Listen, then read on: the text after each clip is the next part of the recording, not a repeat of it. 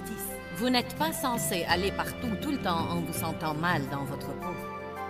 Restez avec nous dans Jouissez de votre vie.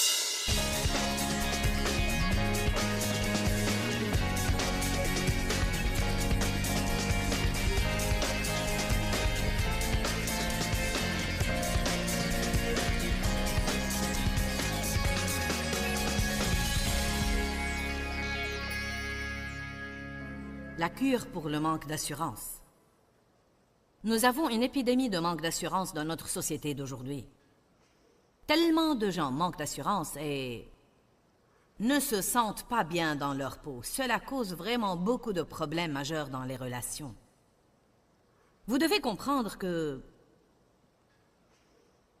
le manque d'assurance est un problème. Vous ne devez pas aller partout et dire « je n'y peux rien, je manque d'assurance ». Manquer d'assurance n'est pas la volonté de Dieu pour vous. Une partie de votre héritage acheté par le sang, c'est d'avoir l'assurance, de savoir qui vous êtes en Christ, d'avoir un sentiment de droiture ou de justice. Vous n'êtes pas censé aller partout tout le temps en vous sentant mal dans votre peau. Allez maintenant. La plupart des gens le sont. La plupart des gens ont cette impression « quelque chose ne va pas en moi ». Je ne suis pas ce que je dois être, je ne suis pas là où je dois être. Je n'ai pas le physique que je dois avoir, je ne suis pas ceci, je ne suis pas cela, je ne suis pas autre chose. J'espère par la grâce et la miséricorde de Dieu pouvoir vous aider à surmonter ce sentiment car il affecte votre vie de prière. Il affecte votre aptitude à être promu dans la vie. Il affecte vos relations personnelles. Il vole certainement votre joie et votre paix. La Bible dit dans Romains 14, verset 17, que le royaume de Dieu n'est pas le manger et le boire, mais la justice, la paix et la joie par le Saint-Esprit. Elle ne dit pas qu'il est joie, paix et justice, elle dit qu'il est justice numéro 1, paix numéro 2 et joie numéro 3. Je pense qu'elles sont mises dans cet ordre, car c'est la façon dont elles doivent venir dans notre vie. Comment pourrons-nous jamais avoir la paix si nous ne savons pas que nous sommes justes ou rendus justes devant Dieu par le sang du Christ? Je veux que vous compreniez ce soir qu'être juste ne veut pas dire que vous êtes complètement rendu parfait et que vous n'avez ni faiblesse ni défaut. Être parfait est tout d'abord un état dans lequel Dieu, par sa grâce, nous met par le sang de Jésus et nous le recevons par la foi. Je crois que parce que la Bible dit qu'il est devenu péché et qu'il m'a rendu juste, que je le suis. Si je ne vais jamais le croire, je ne vais jamais commencer à faire ce qui est juste dans ma vie. Nous devons d'abord savoir que nous avons été rendus justes. Puis si nous savons que nous sommes justes, notre réaction automatique sera de faire ce qui est juste. Si je sais que je suis un pommier, je n'aurai aucun mal à produire des pommes. Mais si je crois que je ne suis qu'un pécheur pourri, je vais continuer à pécher et continuer à pécher et continuer à pécher, car ce que nous faisons provient de notre qui nous sommes. Le premier poste que j'ai occupé à l'église à laquelle j'appartenais à Saint-Louis il y a 20 ans était celui de secrétaire du pasteur. Mais un jour plus tard, j'ai été renvoyé. Savez-vous pourquoi? Parce que je n'étais pas secrétaire. Par conséquent, je ne pouvais pas faire la secrétaire. Je savais taper et j'étais une bonne femme d'affaires, mais ce n'était pas ce que Dieu voulait que je fasse. Je vous le dis, si vous voulez être malheureux, passez votre vie à essayer de faire quelque chose qui n'est pas ce qu'il vous faut. Essayez de mettre des chaussures qui ne sont pas à votre pointure. Allez. J'ai mis une paire de chaussures ce matin qui était un peu étroite aux orteils. J'ai dit, je ne vais pas les porter. Si besoin est, je vais les donner, mais je ne vais pas les porter, car je ne veux pas avoir mal aux pieds toute la journée. Hier, j'ai fait des courses avec Roberta, et j'ai essayé une paire de chaussures qui m'ont vraiment plu. Je voulais m'acheter ces chaussures, mais elles étaient un peu étroites. Roberta a dit une chose sage. Sont-elles vraiment confortables? J'ai dit, eh bien, elles ne sont pas mal. Elle a dit, sont-elles vraiment confortables? Car si elles ne sont pas vraiment confortables, elles vont te faire mal aux pieds. J'ai pensé, oui, je veux me sentir bien. Vous savez, nous devons nous sentir bien spirituellement. J'y ai pensé hier dans mon moment personnel avec Dieu. J'ai pensé, tu sais, Dieu, je veux simplement être détendu dans l'esprit. Simplement détendu. Je veux être détendu dans ma marche avec Dieu. Je veux être détendu dans l'appel sur ma vie. Je veux simplement être détendu. Je ne veux plus m'embrouiller. Et vous alors, en avez-vous assez d'être embrouillé? Dieu merci, je ne suis plus embrouillé, mais je peux encore faire mieux. J'étudie la simplicité. J'ai acheté tous les livres que j'ai pu trouver sur la simplicité, car je suis déterminée à mener une vie très simple. Je crois que la seule façon par laquelle vous pouvez entrer dans la présence de Dieu, c'est de vous simplifier la vie.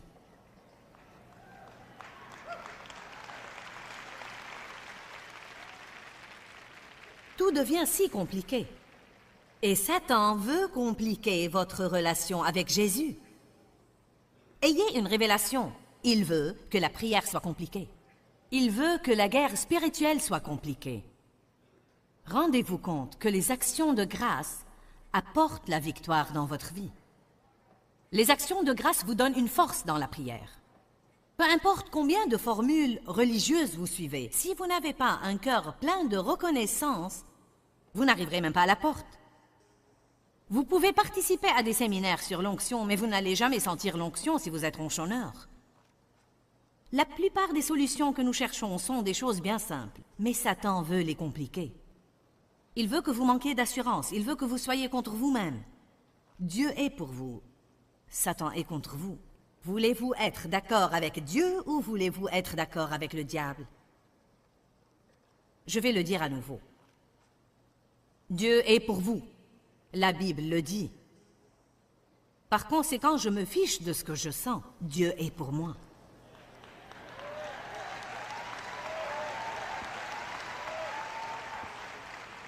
Si Dieu est pour moi,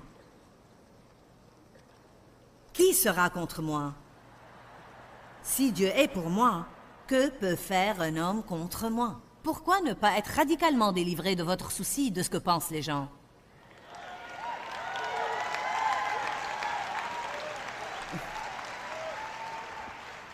Nous devrions avoir une grande session de délivrance et délivrer les gens de la dépendance à l'approbation.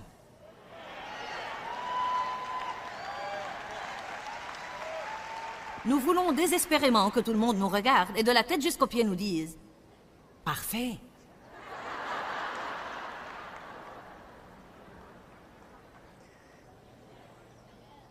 Quand nous faisons le moindre travail, nous voulons qu'on nous dise « Parfait ».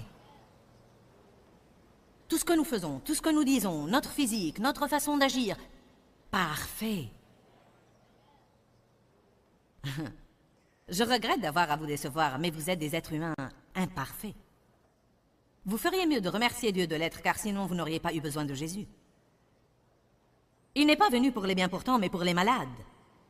Pour ceux qui ont besoin de lui. Je suis une personne très nécessiteuse. Je dis au Seigneur, tu as devant toi une femme désespérée. Si tu t'en vas, je suis foutu. La Bible dit, Jésus est assis à la droite du Père pour intercéder continuellement en notre faveur. Et s'il intercède continuellement pour nous, c'est que nous en avons continuellement besoin. Et cependant, nous sommes justifiés devant Dieu par le sang de Jésus. Je vous le dis, quand Jésus est mort sur cette croix, et que le voile du temple, grand et épais, je pense qu'ils disent que c'est un voile de 90 cm, qui était tellement haut que personne ne pouvait toucher sur notre bout, Dieu lui-même a déchiré ce voile, depuis le haut jusqu'en bas, et a ouvert un chemin nouveau et une entrée libre pour les gens moyens et ordinaires de tous les jours. Allez, vous les chers ordinaires, moi, une personne ordinaire, vous les gens ordinaires quelconques, pouvez entrer directement dans la présence de Dieu. La Bible dit, le juste est sûr de lui-même comme un lionceau. Les justes savent entrer et prier des prières assurées et attendre de Dieu de grands et puissants exaucements que l'esprit ne peut même pas saisir. Cela exaspère le diable. Cela l'exaspère quand il essaye de vous rappeler tout ce que vous avez fait de mauvais. Et vous dites simplement, tu n'as pas remarqué, diable, que c'est sous le sang?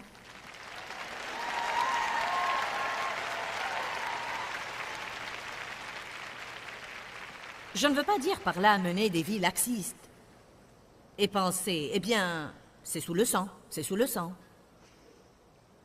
Non, d'abord vous savez qui vous êtes, que vous avez été rendu juste devant Dieu, et à partir de là, vous commencez à vous conformer à la justice. C'est vraiment de cette façon que la Bible amplifiée décrit ce qu'est la justice. Être rendu juste, puis se conformer systématiquement à la justice dans la pensée, la parole et l'action. Nous commençons à penser juste et à parler juste et à agir juste. Un des domaines dans lesquels les gens doivent apprendre à parler juste, c'est en faisant bien attention à ce qu'ils disent d'eux-mêmes. Je travaille en ce moment avec une dame que je connais en fait depuis 12 ans. Et elle aime le Seigneur, mais elle vient d'un milieu où elle a été maltraitée. Et elle manque vraiment d'assurance. Et elle cherche à plaire aux autres et se laisse dominer par les autres beaucoup de fois. Et elle allait à l'église, mais elle avait été dans une église où elle n'entendait vraiment pas grand-chose sur ce sujet. Vous savez, tant d'églises, tout ce qu'elles font, c'est enseigner la doctrine. C'est bon, nous avons tous besoin de fondations solides. Nous avons besoin d'une bonne et solide doctrine. Mais vous devez savoir comment vivre votre vie. Jésus veut vous apprendre comment vivre, comment penser, comment parler. Je suis allée à l'église pendant des années et des années, sans jamais entendre un message sur les paroles de ma bouche.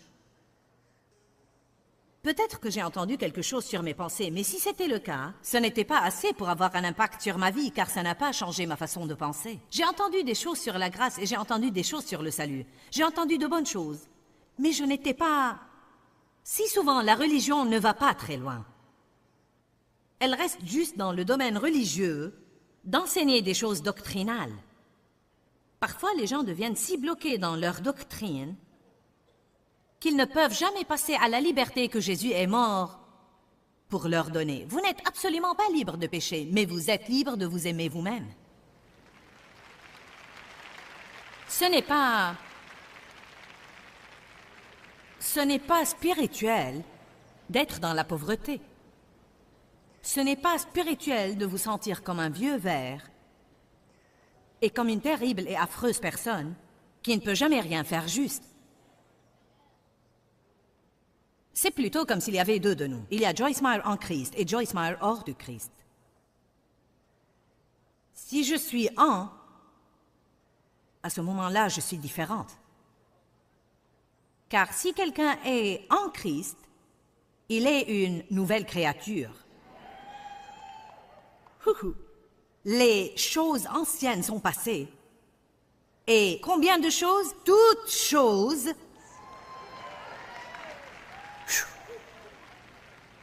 sont devenues nouvelles. Si je suis hors du Christ, comme je l'étais pendant tant d'années, à ce moment-là, je suis un gâchis misérable et vaincu qui n'ira nulle part. Mais en Christ, ce que la communauté religieuse ne comprend pas, ça les rend fous d'entendre quelqu'un comme moi parler. Surtout de la justice. Je me fais mitrailler par les gens religieux sur cette question de justice plus que toute autre chose. Parce qu'ils ont cette mentalité de ver. Je sais que nous péchons. Je sais que nous ne faisons pas tout juste. Mais nous avons un esprit, une âme et un corps. L'esprit est rendu vivant à cause de la justice, dit la Bible. Le corps est mort à cause du péché. En d'autres termes, la vie œuvre dans nos esprits car la justice nous a été attribuée. Le corps est l'instrument dont Satan se sert toujours pour essayer de nous faire pécher, Mais plus cette justice œuvre à travers notre âme, puis se manifeste à travers notre corps, plus nous changeons. D'année en année, nous ne péchons plus autant que nous le faisions.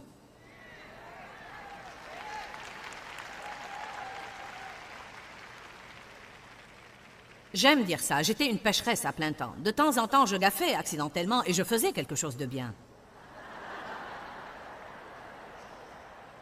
Maintenant, j'ai 25 solides années. Non seulement à être religieuse, mais vraiment à avoir une profonde relation personnelle avec Dieu dans la parole. Donc maintenant, je fais beaucoup de choses justes, voire la plupart des choses justes. De temps en temps, je gaffe et je fais quelque chose de mauvais. Mais mon cœur ne désire rien faire de mauvais. Je ne pêche pas délibérément, je ne pêche pas habituellement. Quand Dieu me montre que quelque chose n'est pas juste dans ma vie, j'œuvre avec lui de toutes mes forces pour essayer de changer. Vous n'allez pas faire tout comme il faut tout le temps. Mais vous devez comprendre qui vous êtes en Christ et vous devez arrêter de vous comparer à tous les autres et de rivaliser avec tous les autres. N'allez pas trouver une autre personne dans l'Église que vous pensez être sœur ou frère super chrétien ou frère saint. Et pensez qu'ils sont parfaits dans leur genre. Le côté qu'ils vous montrent à l'église, peut-être qu'il y a un côté différent qu'ils montrent aux autres à la maison. Faites-moi confiance, nous avons tous nos petits trucs. Nous avons un trajet à parcourir. Vous n'êtes pas pire que les autres, le péché est le péché. Dans Hébreux 5, verset 13, la Bible dit que quiconque qui en est encore au lait est évidemment inexpérimenté et non qualifié dans la doctrine de la justice, c'est-à-dire conformé à la volonté divine dans l'objectif, la pensée et l'action, car il n'est qu'un enfant incapable encore de parler, dit la Bible amplifiée. J'aime ça. Il y a 2 écritures dans la Bible amplifiée. Une est dans 1 Corinthiens 3, et celle-là qui dit que les bébés chrétiens ne savent pas encore parler. Beaucoup de fois, les bébés chrétiens ne savent pas comment parler d'eux-mêmes. Ils parlent à partir de leurs émotions, ils parlent à partir de ce que les autres ont dit d'eux au fil des années. Ils ne parlent d'eux-mêmes qu'à la lumière de leurs erreurs. Ils ne parlent pas d'eux-mêmes dans la parole de Dieu. Cette dame que je connais depuis 12 ans et avec laquelle je travaille vient d'un milieu insécurisant. Elle dit toujours des choses négatives d'elle-même. Alors, j'ai pu passer plus de temps avec elle dernièrement et je lui disais, parce qu'elle veut changer, je ne vais plus accepter ça de ta part. Tu ne vas pas t'asseoir en ma présence et te rabaisser et chaque fois que tu le fais, je vais te corriger. Je vous le dis, elle en est arrivée au point où elle commence à dire quelque chose. Non, mais j'ai entendu des trucs comme « je suis stupide, je ne peux rien faire comme il faut, c'est moi, je fais toujours des bêtises, ceci et cela et autre chose. » Et elle commence à comprendre que si elle continue à dire des choses comme ça, elle ne va jamais les surmonter. La Bible dit « parle à la montagne », ne parle pas de la montagne, parle-lui. Appelle les choses qui ne sont point comme si elles étaient. Et Dieu apportera le changement dans ta vie. Mettez-vous d'accord avec Dieu. Dieu est pour vous. Satan est contre vous. Avec qui allez-vous être d'accord? Dieu? Vous allez être d'accord avec Dieu, amen? Alors dites quelque chose avec moi. Je suis oint. Dieu aime ma personne. Je suis son enfant. Je suis son enfant bien-aimé. Je suis la prunelle de son œil. Il m'a créé exprès. J'ai de la valeur. J'ai de l'importance. J'ai été rendu juste devant Dieu. Je suis accepté de lui. J'ai un nouveau début dans la vie. Je suis régénéré. Rempli du Saint-Esprit. J'ai un avenir. Mon avenir est tellement brillant qu'il me faut des lunettes de soleil pour le regarder.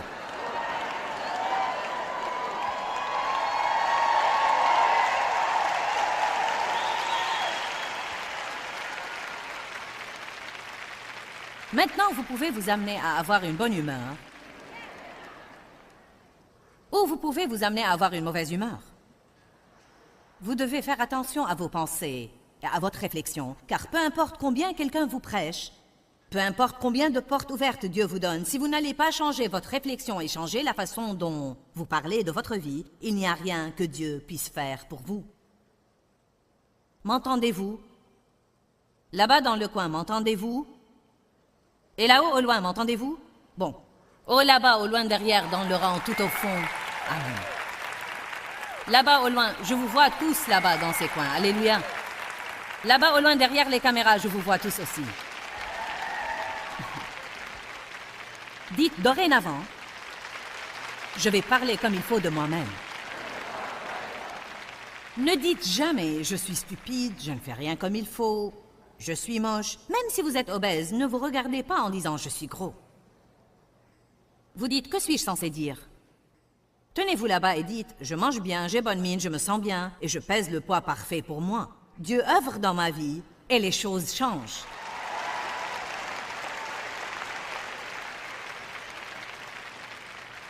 Évidemment, votre graisse ne va pas fondre parce que vous avez dit ça. Mais ce qu'il y a, c'est que, écoutez-moi bien, si vous avez l'image de quelqu'un de gros et qui mange toujours à l'excès, à ce moment-là, vous allez continuer à le faire. Si vous changez votre image de qui vous êtes, alors vous vous élèverez à cette nouvelle image. Dieu veut vous aider à changer votre image ce soir. Votre image de vous-même et la photo de vous-même que vous portez à l'intérieur de vous. Peut-être que vous portez des photos de vos petits-fils ou de quelqu'un d'autre dans votre portefeuille. Et si quelqu'un vous dit « laissez-moi voir leur photo », vous la leur montrez. Et si je vous disais « laissez-moi voir la photo que vous portez de vous-même dans votre cœur », que verrais-je ce soir?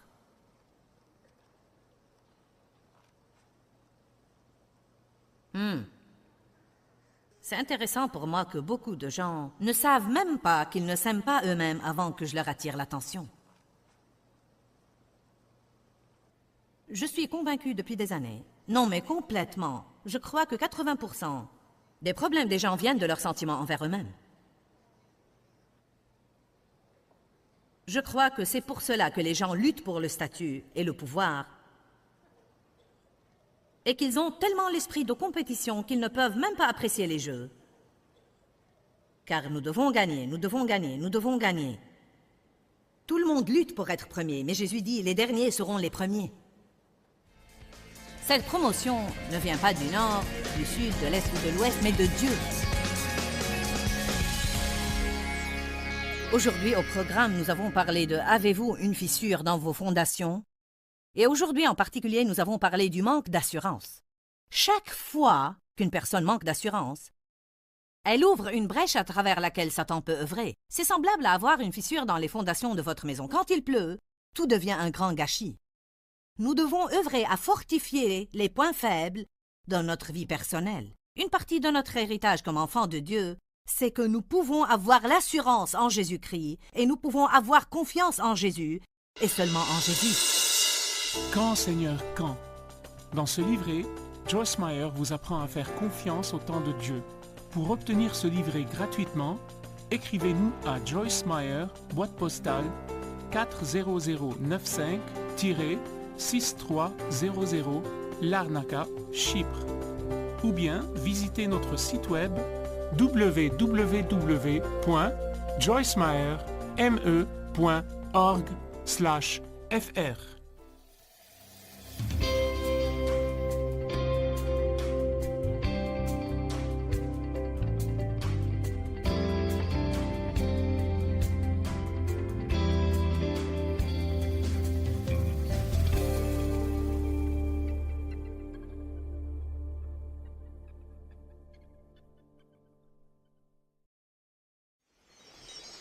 Peut-être que d'autres personnes prennent l'ascenseur avec nous.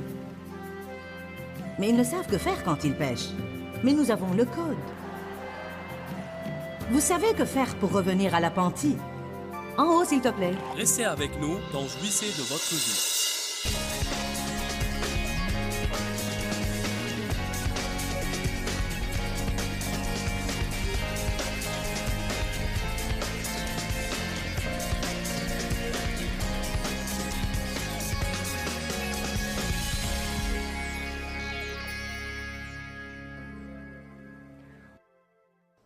Vous savez, un des moyens dont nous pouvons tous juger de notre niveau d'assurance, c'est... Comment prenez-vous la correction? Comment prenez-vous la correction pieuse? Je ne parle pas de quelqu'un qui est méchant à votre égard. Je parle de quelqu'un qui vient aimablement essayer de vous dire quelque chose.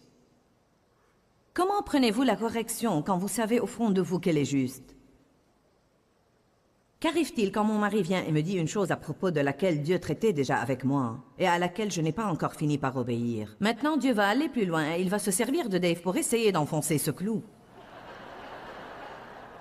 N'est-ce pas étonnant que nous réagissions d'une façon désagréable, même quand nous savons au fond de nous que ce que cette personne dit est vrai? Allez maintenant, je m'adresse à vous ce soir. Savez-vous que cette mauvaise réaction est fondée sur le manque d'assurance? Nous ne pouvons pas supporter de penser qu'il y a quelque chose qui ne va pas en nous. Nous ne pouvons pas supporter de penser que les gens n'apprécient pas complètement notre personne et toutes nos actions et tout notre comportement. C'est un des problèmes majeurs dans le mariage. Les conjoints ne peuvent pas être francs l'un envers l'autre. Ou bien l'un des deux partenaires manque d'assurance et il s'attend à ce que l'autre passe toute sa vie à s'occuper de lui. J'imagine ce soir que vous êtes soit quelqu'un qui manque d'assurance, soit en relation avec quelqu'un quelque part qui manque d'assurance. Donc dans les deux cas, je m'adresse à vous. Si vous manquez d'assurance, surmontez cela. Et si vous avez affaire à quelqu'un qui manque d'assurance, apprenez comment vous y prendre avec lui. Il ne faut pas vous laisser assujettir à ces insécurités.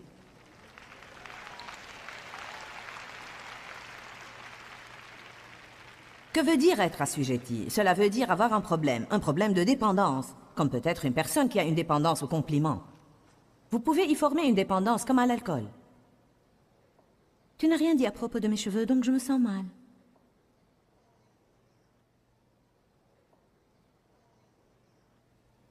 J'ai blondi les miens, vous plaisent-ils ou pas?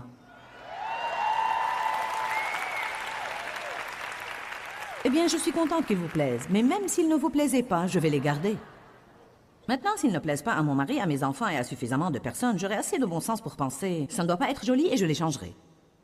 Je n'essaie pas d'être stupide dans l'autre sens. Je dis, vous ne pouvez pas vivre votre vie en fonction de ce que pensent tous les autres. Mais quelqu'un qui manque d'assurance, vous devez constamment lui dire « tu as bonne mine, le repas était bon, ta robe est jolie, tes cheveux sont jolis, tu es super, tu es beau. Vous voyez que ça devient une dépendance pour cette personne. C'est ce qu'elle doit avoir tout le temps pour se sentir bien.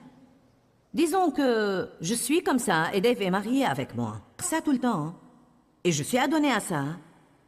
Si dans notre relation, je le mets sous la loi que soit qu'il va me donner ça, soit que je vais me fâcher de lui tout le temps. Maintenant, je l'ai rendu partenaire dans mon problème. Et s'il cède à ça, il ne m'aide pas.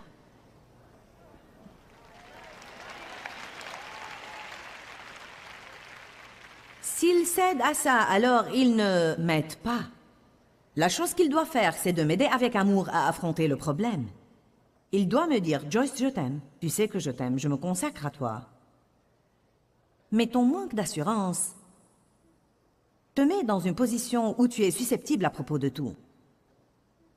Et par égard pour toi, je ne vais absolument pas nourrir ça tout le temps, car si je continue à le nourrir,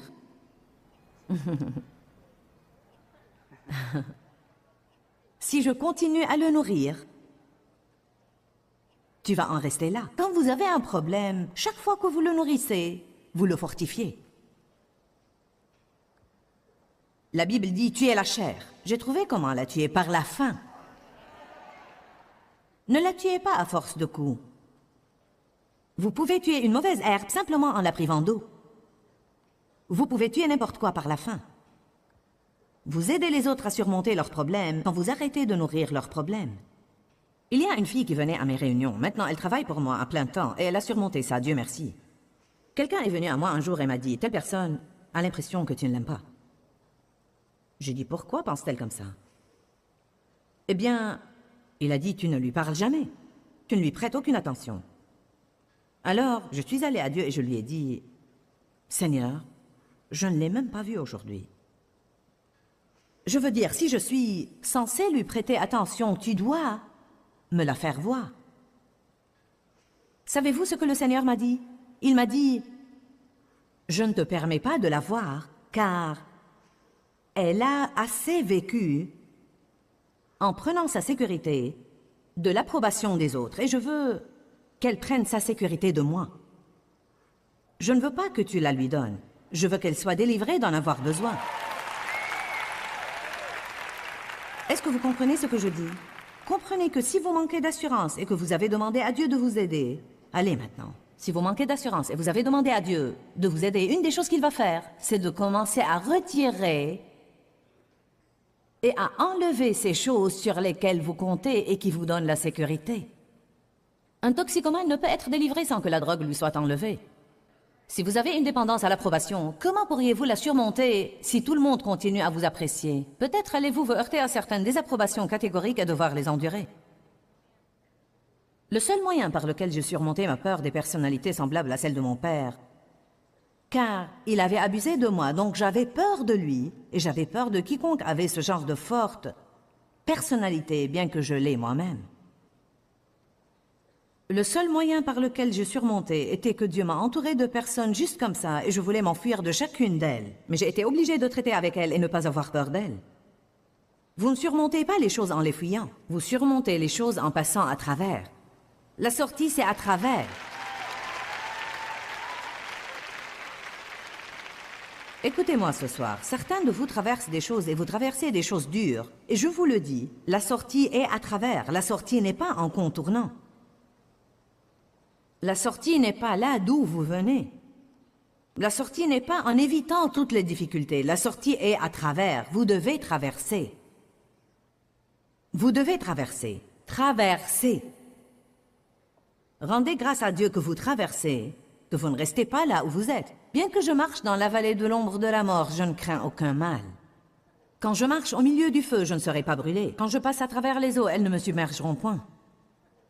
Les gens traversent des choses, mais ce sont ces choses qui vous rendent meilleur. Ce sont ces choses qui vous fortifient en Dieu. Veillez à apprendre ce soir qui vous êtes en Christ. Vous n'allez pas vous sentir différent, mais ayez cette révélation aujourd'hui. Puis quand vous avez ces sentiments de manque d'assurance, commencez à les combattre avec les paroles de votre bouche. Nous oublions la puissance de confesser la parole de Dieu. Jésus est dépeint dans Apocalypse avec une épée à double tranchant sortant de sa bouche. Sortant de sa bouche. Ça ne dit pas qu'elle restait dans sa bouche, ça dit saillant et sortant de sa bouche. Cette épée à double tranchant est la parole de Dieu. La Bible dit dans Hébreux 4 que la parole de Dieu est une épée à double tranchant, elle tranche comme un couteau. Un côté de cette épée apporte la guérison. L'autre côté tranche les problèmes. Quand vous confessez la parole de Dieu de votre bouche, vous entrez en guerre contre le diable. Jésus a dit, « Il est écrit ». Et il a vaincu Satan avec les paroles de sa bouche. Allez maintenant. La Bible dit que celui qui a ma parole rapporte fidèlement ma parole. Quand le diable martèle votre esprit, nous ne venons pas effacer les problèmes avec notre baguette magique. C'est un processus. Nous vous enseignons un processus. Aller à l'école est un processus. Aller au lycée est un processus. Avoir un diplôme universitaire est un processus. Ce n'est pas vous vous inscrivez et vous prenez un diplôme. Et ce n'est pas vous venez à l'hôtel et tout à coup vous avez tous vos diplômes de chrétien mûrs. C'est un processus. Il y a une éducation pour être un chrétien victorieux. Vous devez avoir des fondations. Ensuite, vous devez protéger vos fondations des fissures. Nous devons grandir. Ne pas savoir qui nous sommes en Christ et une fissure dans nos fondations. Quand il y a une fissure, il y a une ouverture. Cela veut dire que quelque chose que vous voulez garder peut sortir. Et quelque chose que vous ne voulez pas faire entrer peut entrer. Cela veut dire que je vous regarde là-bas derrière.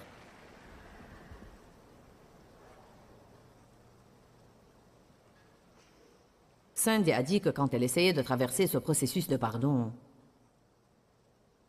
ce matin elle disait « Maman a dit » et maintenant je dis « Cindy a dit ».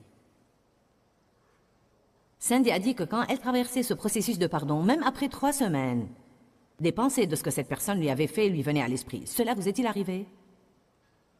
À l'heure de minuit.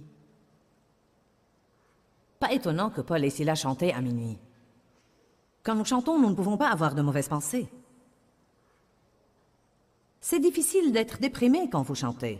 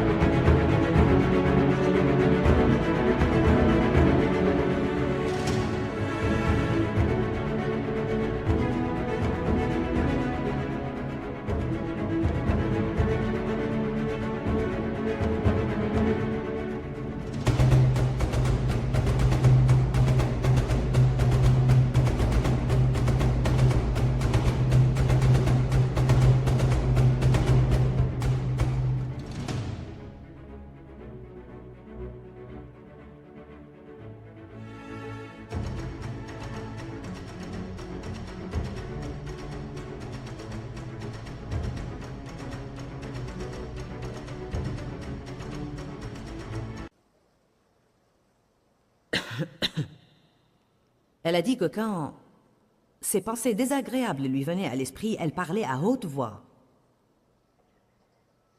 Elle répondait au diable. Quand le diable vous parle, vous avez besoin de répondre au diable. Quand il vous dit « tu es nul », vous devez dire « diable, tu es un menteur, je suis la justice de Dieu en Christ ». C'est écrit dans 2 Corinthiens 5, 21.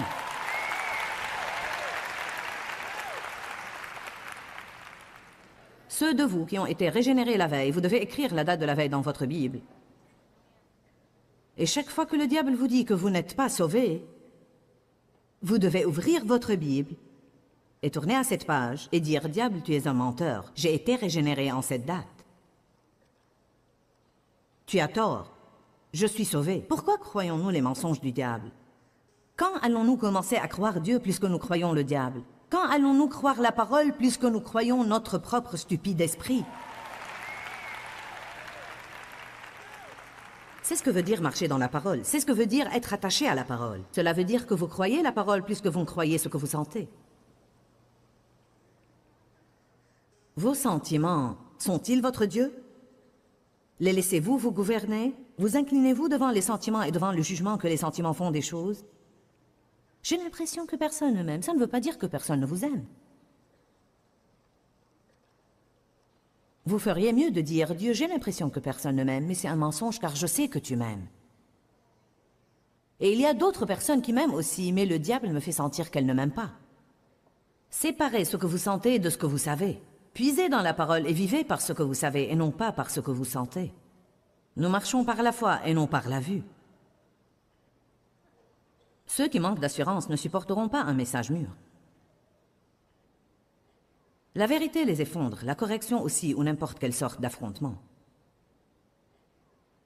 Il y a toutes sortes de symptômes que ceux qui manquent d'assurance présentent. Ils n'ont aucune paix. La plupart du temps, ils n'ont aucune joie. Ils sont facilement offensés, ils sont susceptibles. Ils semblent être toujours contrariés de quelque chose, ils sont toujours découragés par quelque chose. Ils sont si convaincus qu'ils sont imparfaits que n'importe quel affrontement au sujet de leur comportement les fait sentir pire qu'ils ne se sentaient déjà. Allez à Ésaïe 54.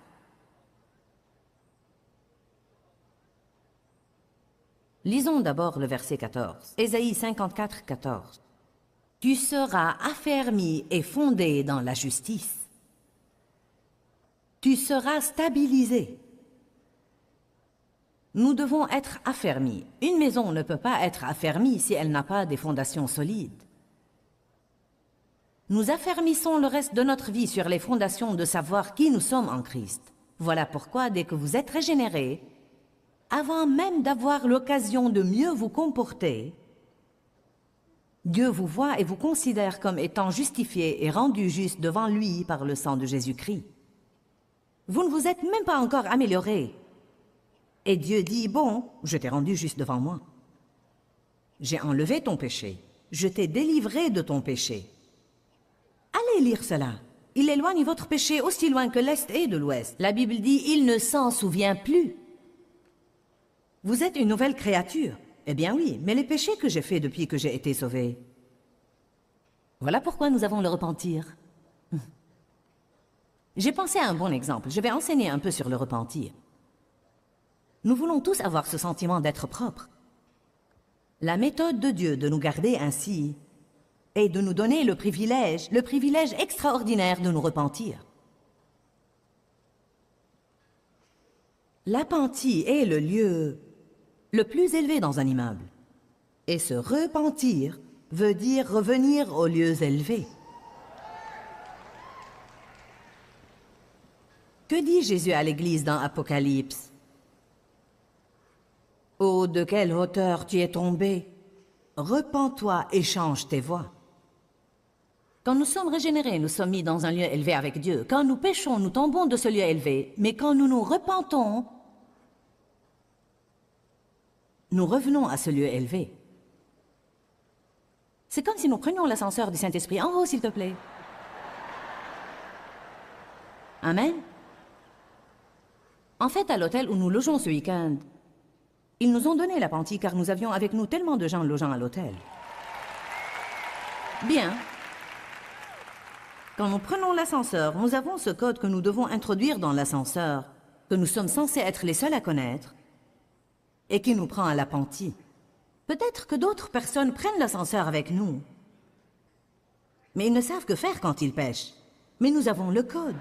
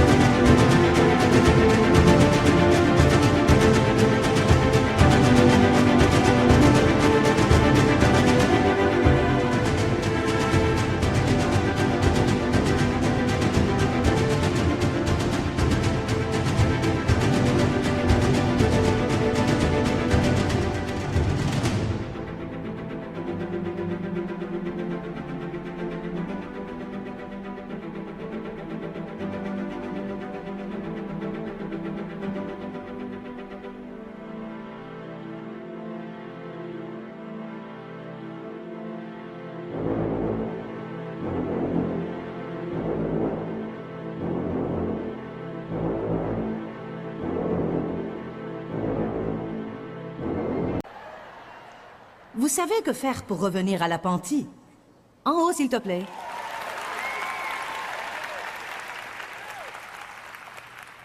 Dieu est l'heureux de tout ce qui veut dire revenir de nouveau. Il nous rachète, nous restaure, nous renouvelle, nous donne la rédemption, la restauration, la révélation, le repentir.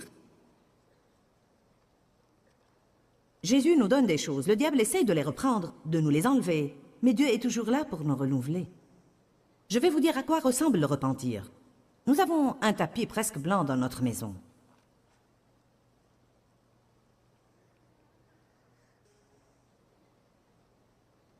Évidemment, le tapis blanc est super.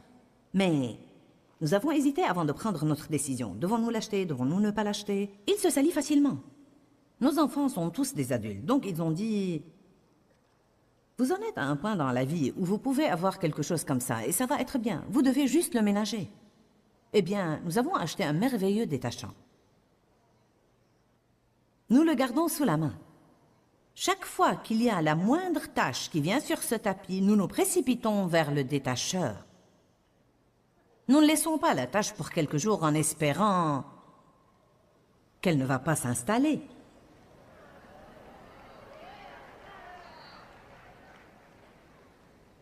Certaines personnes jouent avec le péché trop longtemps. Nous devons vite nous repentir. Je veux dire, dès que nous avons une tache sur notre conscience, nous devons courir au détacheur du Saint-Esprit. Nous devons aller chercher l'aérosol du repentir. Excusez-moi, je dois enlever quelques taches de mon tapis. Je trouve que c'est un exemple formidable que Dieu m'a donné aujourd'hui. Nous avons ce détacheur dans le jardin de la maison. Nous l'avons sur le devant de la maison. Si je vois une tache, je suis comme... Que quelqu'un enlève cette tache. Nous devons enlever cette tache. N'est-ce pas bien? Le repentir. Nous devons garder les taches et les souillures loin de notre vie. Quand vous êtes régénérés, tous les péchés que vous avez commis sont pardonnés. Mais la chose que les gens ne comprennent pas, et c'était si bon de l'avoir finalement comprise, Jésus est mort pour tous nos péchés depuis 2000 ans. Non seulement pour ceux que nous avons commis avant de naître de nouveau et d'être régénérés, mais tous nos péchés. Psaume 139 dit qu'il connaît toutes les paroles sur notre...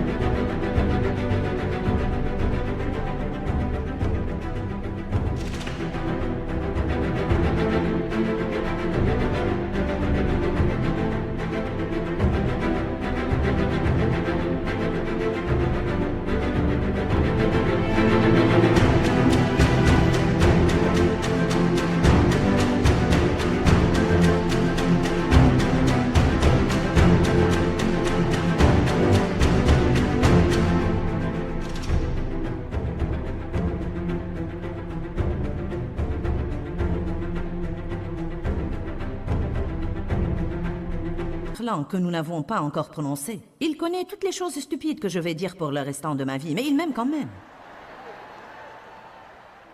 Il connaît toutes les mauvaises attitudes que je vais prendre et le jour où je vais les prendre et à quelle heure du jour, car il a compté les cheveux de ma tête.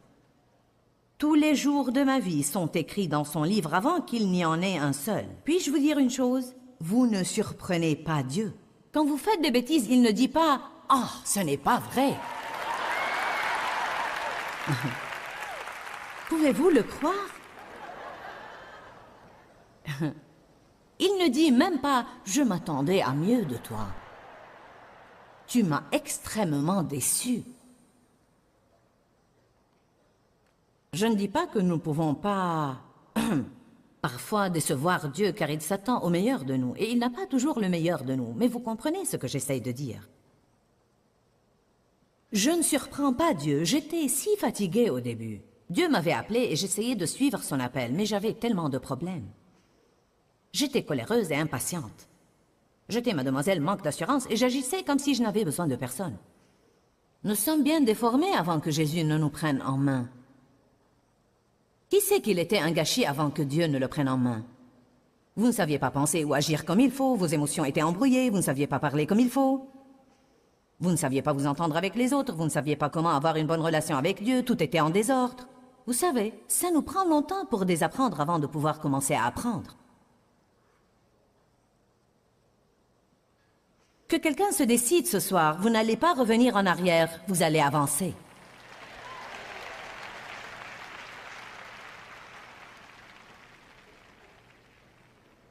Ésaïe 54, 14. Tu seras affermi et fondé dans la justice et la droiture conformément à la volonté et à l'ordre de Dieu. Loin de toi la pensée même de l'oppression et de la destruction, tu n'auras plus rien à craindre. Loin de toi la terreur, elle ne t'approchera plus. Alléluia. Quand nous commençons à savoir que nous sommes en Christ, les craintes commencent à disparaître. Nous ne craignons plus la vie, car nous nous sentons justes. Imaginez comme c'est merveilleux de se sentir juste. Je me rappelle quand je prêchais et je me sentais mal au sujet de ce que j'avais prêché. Ce n'est plus le cas, ça m'est égal de quoi vous avez l'air quand je prêche. En ce qui me concerne, j'ai le message qu'il faut.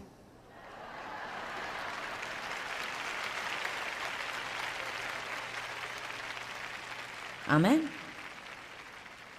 Quand je manquais d'assurance, je décidais que c'était bon ou pas par l'air qu'avaient les gens pendant que je prêchais. À ce moment-là, le diable pouvait me contrôler. Car si vous comptez sur les choses extérieures pour vous donner la sécurité, Satan peut vous contrôler. Vous avez une fissure dans vos fondations et il peut s'introduire à travers elles quand il le veut. Votre joie fuit et le diable entre. Car tout ce qu'il faut, c'est que quelqu'un vous regarde de travers.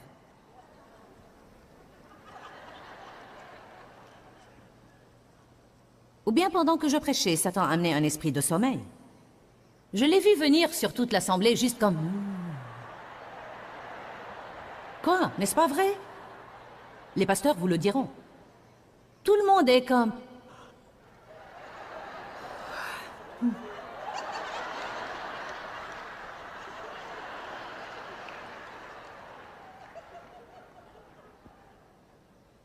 En fait, Il y a 20 ans, quand j'ai commencé ça, cela me tourmentait. Combien de vous sont tourmentés par la réaction de tous les autres à votre égard? Aujourd'hui, au programme, nous avons parlé de « Avez-vous une fissure dans vos fondations ?» Et aujourd'hui, en particulier, nous avons parlé du manque d'assurance. Chaque fois qu'une personne manque d'assurance, elle ouvre une brèche à travers laquelle Satan peut œuvrer. C'est semblable à avoir une fissure dans les fondations de votre maison. Quand il pleut, tout devient un grand gâchis.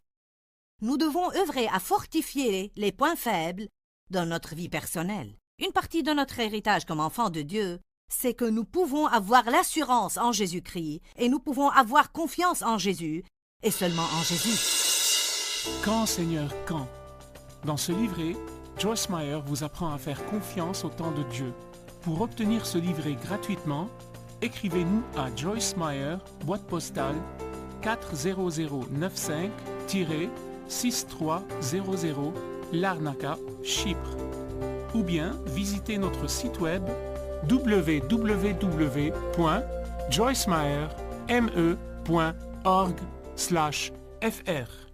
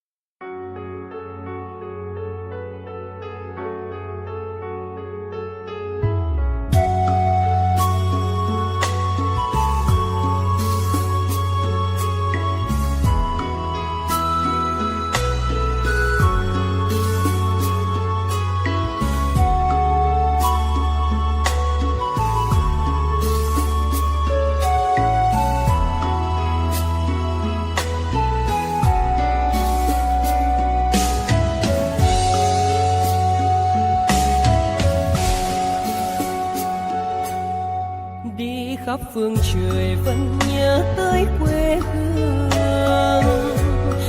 Người về đây thăm làng trù quê mẹ và làng sen quê cha, xúc động bồi hồi người rơi giọt lệ thương mái nhà cháy.